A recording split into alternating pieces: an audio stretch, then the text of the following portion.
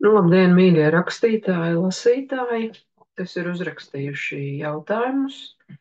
Un šodien mēs atbildēsim, sāksim ar vienu jautājumu. Jautājums ir par to, kāpēc ir tik izplatīta depresija mūsdienās un kā ar to cīnīties. Uz otro uzreiz varu atbildēt, ka nevajag neko cīnīties. Ir tādi ieteikumi smieklīgi, saka, ko saka guru, viņi saka, paņemiet kredītu, un tad jums nebūs nekādas depresijas. Nu, tas tāds tā kā drusku joks, drusku īstenība. Es ieteiktu, ko darīt, lai nebūtu.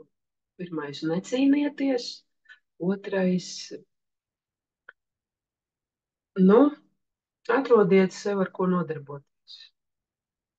Jo reizēm cilvēks, ja nevar atrast sev kaut kādu centru, viņš iet vienā jomā, otrā, tur kaut kas neveicas vēl ar bērniem, ar vīru, ar ģimeni.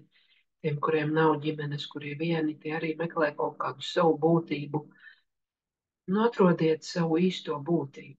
Tas ir otrs jautājums par savu īsto nodarbošanos, ko man patīk darīt, ko es vēlētos. Un uz pirmo jautājumu, kāpēc tas šobrīd ir tik izplatīts, tāpēc, ka mēs dzīvojam diezgan attīstītā pasaulē. Mums viss ir pieejams. Mēs varam aizbraukt uz ārzemēm, uz mēnesi jau mēs varam lidot, samaksā noteiktu summu, un tu vari jau braukt izplatījumā, pa kosmosu ceļot par noteiktu summu.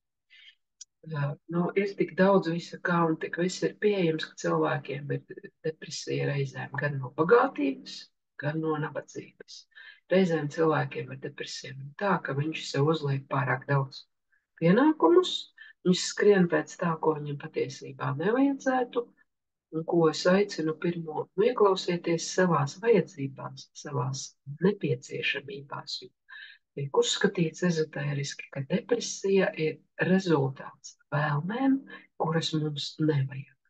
Izvērtējiet savas prioritātes un to, kas jums tiešām dzīvē ir nepieciešams. Un, ja vajadzīgs, arī dodieties pie speciālistiem, kam ir jālieto antidepresanti, bet es neieteiktu, jo tiek uzskatīts, ka antidepresanti ir vissliktākie medikamenti, kas vien var būt. Nu, neesmu ārsts, bet es dzirdēju to no dziedniekiem. Es domāju, ka dziednieki arī zina, ko runā. Nu, un mums vēl paliek laiks paskatīties vēl vienu jautājumu. Šo jautājumu raksta Sandra K. Un viņa jautā par savu lomu. Tā, diemžēl nevarēšu atbildēt, jo man zvana telefons. Un, jā, tā tad bija viens. Uz tikšanos!